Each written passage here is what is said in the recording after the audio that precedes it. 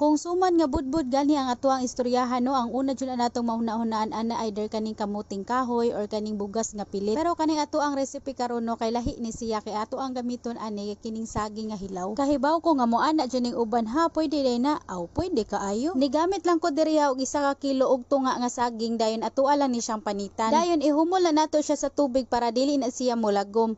Pag napanitan na tanan kay atoa na siyang i-grate. Dapat ang inyong grater nga gamiton kato bitong pino. Pagkahuman ako lang ni siyang gi-transfer sa dako nga bowl no, dayon gibutangan nako ni siya diri og 1 1/2 nga brown sugar. Optional lang ni ang pagbutang nato og buko diri ano, pero kung gusto jud ka og lami, aw butangin na og buko diretso. Pagbutang ta diri og 1 1/2 nga rice flour, pero kung available sa imuhang kusina ang glutinous rice flour kay pwede pud to siya gamiton para medyo chewy ang imuhang suman. Dayon pwede pud kaayo mo mag-request diri sa atong comment section no, kung unsang gusto ang inyong ipaluto para atuan ang lutoon sa sunod nato nga mga video. Ayaw mo kauwaw ba? Kay budbud man ni ato ang gibuhat, so maggamit jud ta diri og dahon sa saging no. Ato ala na siyang puston, pagkahuman ato ang ibutang diri sa ato ang steamer. Dayon ato ala ni siyang i-steam og 35 to 40 minutes. Pagkahuman aw naa na dayon tay suman nga saba. Og maora daghan salamat sa pagtan-aw. Bye bye.